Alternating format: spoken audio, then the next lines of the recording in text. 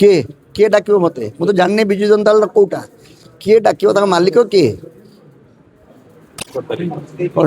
से कौन डकाई महिला मान स्वतंत्र सुविधा सुजोग ये तो 3 वर्ष तलू बिल हो सारी तार कार्यकारी करवा उचित थिला हठात गोटे निर्वाचन चलता मझिरे गोटे गोटे लोकसभा डाकी 3-4 दिन स्वतंत्र अधिवेशन आनी समस्त दृष्टि आकर्षण करने यहाँ उद्दिष्ट तेणु एथको विशेष मु गुरुत्व देना महिला मान प्राधान्य देवा सबु व्यवस्था रहा उचित मो विचार में मत किए क्षमता देले मु 50 भाग संरक्षण देवी कारण गोटे समुदायर अधा पुरुष हेले अधा जदि न्याय करार अच्छी 50 भाग महिला निर्वाचित हूँ और 50 भाग पुरुष निर्वाचित तेणु यहाँ गोटे निर्दिष्ट उद्देश्य रखी कराई तेणु मंतव्य देवा उचित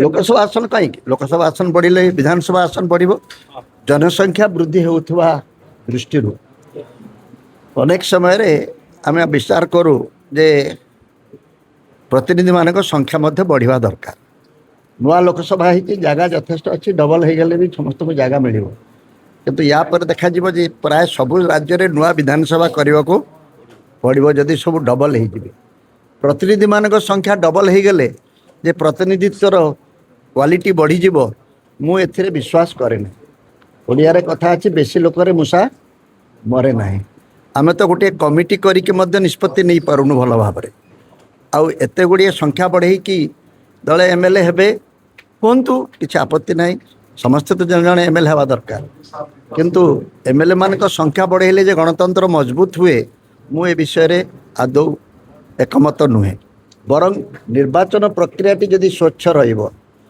निर्वाचन प्रतिनिधि माने प्रकृत लोकप्रतिनिधि हेबे ताहले जाई आमर निर्वाचन व्यवस्थाटी आमर गणतांत्रिक व्यवस्थाटी सशक्त हो पार समृद्ध हो पार चंचल हो पार गोटे राजनीतिक दल नुआ आरंभ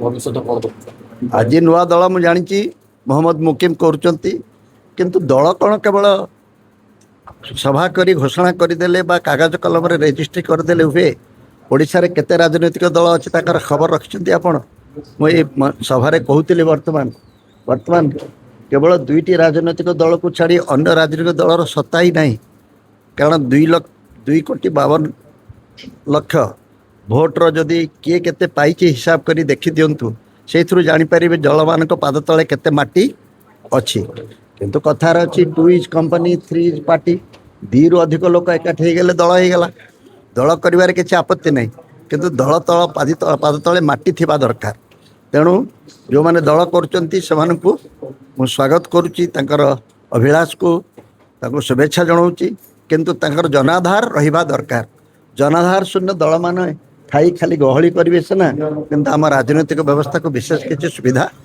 दे पारे नहीं सर कथा बिजु लिगासी माने कौन मुझे तो बुझीपारूनी लिगासी माने कौन आप भाई मुझे जाने ना अनेक समय अस्मिता को लेकिन बहुत दिन चलला सेमती बर्तमान लिगासी नहीं चली जनकर संपत्ति को से उत्तराधिकारी मान भितर बांटी दिए यहाँ है लीगल स्टर बिजु बाबू बोली गोटे व्यक्ति थिले जदि ओडिशा विषय विचार करा से ओडिशार जड़े संपत्ति ना ना जदि ओडिशा रे जदि बिजु बाबू को गोटे संपत्ति बोली विचार करा से संपत्तिर सर्वश्रेष्ठ संपत्ति तांकर कौन तांको भली साहसी लोकटी आ कोठी देखा मिल ना अन्यतम संपत्ति कौन सी ओडिशा को जिते भल पाउथिले ता भली भल पाउथुवा व्यक्तिटी आउ मिल ना विरुद्ध अनेक कथा कहुपे प्रबल विरोधी राजनैतिक विरोधी जानकी वल्लभ पट्टनायक कौन कही संपर्क में झड़र इगल एभली कौन से राजनैतिक व्यक्ति संपर्क में व्यक्ति आउ किए देइचंती कोठी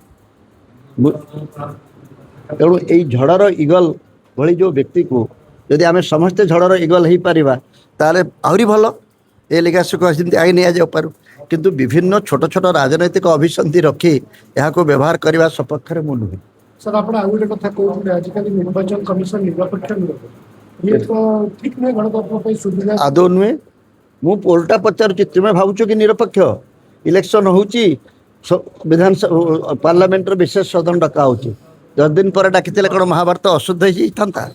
ଇଲେକ୍ସନ୍ ହେଉଛି, ସୁଭଦ୍ରା ଯୋଜନା ଟଙ୍କା ବଣ୍ଟା ହେଉଛି, ଇଲେକ୍ସନ୍ ହେଉଛି, କ'ଣ ହେଲା ବହନଜୀକା ଭଉଣୀମାନଙ୍କର ସୁରକ୍ଷା ପାଇଁ ବଣ୍ଟା ହେଉଛି।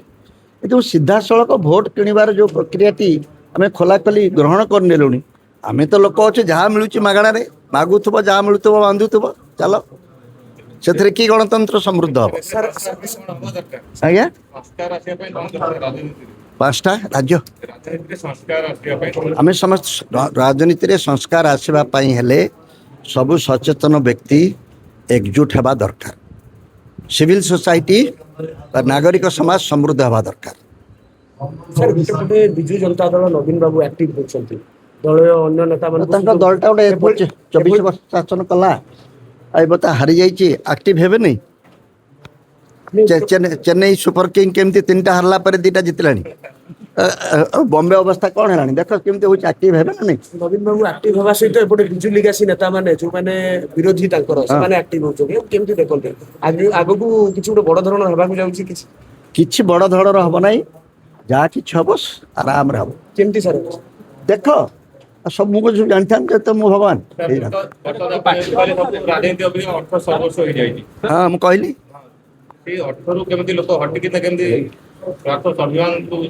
ତୁମ ସାମ୍ବାଦିକ ଭାଇମାନେ ଚାହିଁଲେ ହେଇପାରିବ। ଆଉ ଆମେ ସାମ୍ବାଦିକ ଭାଇମାନେ ଯଦି ଆମ୍ବାନୀ ଆଦାନୀ କୋଡ଼ରେ ବସିକି ସମ୍ବାଦଦାତା ହେବା, ତାହେଲେ ଆମେ ଅର୍ଥ ସର୍ବସ୍ୱ ରାଜନୀତିରୁ ଦୂରେଇବା କିପରି? ସେମିତି ବିଜୁ ଲିଗାସୀରେ କୋଉଠି ଏକାଠି? ବିଜୁ ବାବୁଙ୍କର ଶ୍ରାଦ୍ଧ ଦିବସ ପାଳନ କରାହେଉଛି। ସବୁ ମହାପୁରୁଷ ଚାଲୁନ ଲାଇନ୍ କରି ଶ୍ରାଦ୍ଧ ଦିବସ ପାଳନ କରିବାର କିଛି ଅସୁବିଧା ଅଛି? କିନ୍ତୁ କୁହାଯାଉଛି କାଲି ଗୋଟେ ଭିତ୍ତି ପ୍ରସ୍ତର ପଡ଼ିବ ଆଗାମୀ ଭବିଷ୍ୟତ।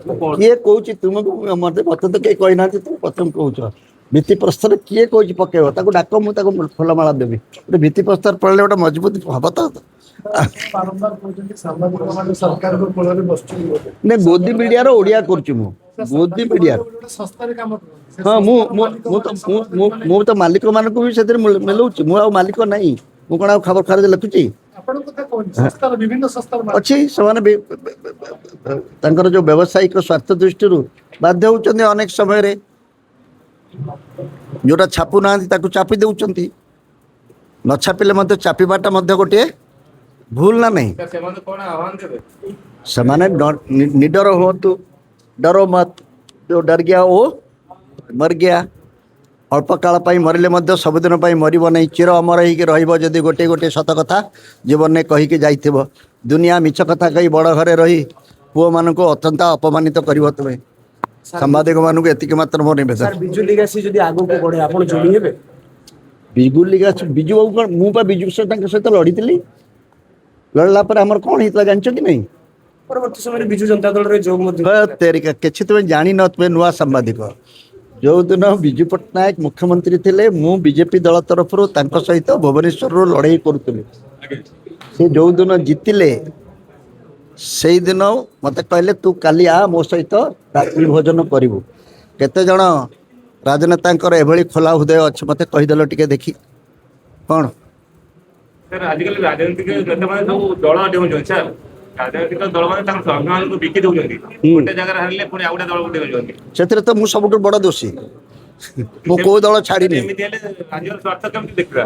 ଦଳକୁ ଜୀବନର ଏକମାତ୍ର ଦଳ ବୋଲି ଭାବି କଲେ କୋଉ ଦଳ ସିନା ଠିକ୍ ଥିଲେ ତୁମେ ଠିକ୍ ରହିବ। ଯଦି ଦଳ ତାର ଗତିପଥ ପରିବର୍ତ୍ତନ କଲା, ତୁମେ କାହିଁ ସେ ଦଳରେ ରହିବ? ଅନେକ ସମୟରେ ଦଳ ବଦଳ ବାଲାଙ୍କୁ ଯେଉଁମାନେ ସମାଲୋଚନା କରନ୍ତି, ମୁଁ ତାଙ୍କର ସମର୍ଥନ କରେ ନାହିଁ। ଆଗେ ବୁଝିବାକୁ ପଡ଼ିବ କେଉଁ କାରଣରୁ ସେ ଦଳ ଛାଡ଼ିଲା। ସେ ବିଷୟରେ କେହି ସାମ୍ବାଦିକମାନେ ମୋତେ ତ କେହି ପ୍ରଶ୍ନ ପଚାରି ନାହାନ୍ତି। ଆପଣ କାହିଁକି ବିଜେପିରେ ମିଶିଥିଲେ? ଆପଣ କାହିଁକି ବିଜେପି ଛାଡ଼ିଲେ? ଆପଣ କାହିଁକି କଂଗ୍ରେସ ପରିବାରର ଲୋକ କଂଗ୍ରେସ ଛାଡ଼ିଲେ? ଆପଣ କାହିଁକି ବିଜୁ ଜନତା ଦଳ? ମୁଁ ତ ଛାଡ଼ିନି, ମୋତେ ବିଦା କରିଦେଇଛନ୍ତି। ଜାଣିଛନ୍ତି କେବେ? ଜାଣିଛନ୍ତି?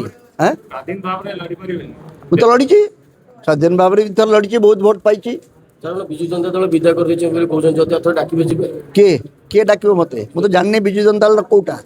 କିଏ ଡାକିବ? ତାଙ୍କ ମାଲିକ କିଏ? ତାଙ୍କ ମାଲିକଟା କିଏ? ବବି ଦାସ ଡାକି, ବବି ଦାସ ତାଙ୍କ ମାଲିକ। ସେ ବା କୀତ ଦାସ ବୋଲି ଯେଉଁ କହନ୍ତି। କୀତ ଦାସ ମାନଙ୍କୁ ନେଇ କ'ଣ ଦଳ ଗଢ଼ାଯାଏ? ଛାଡ଼, ଏସବୁ ବିଷୟରେ ଆଲୋଚନା କରି ଲାଭ ନାହିଁ। ଆଗକୁ କ'ଣ ହେଉଛି ଦେଖ।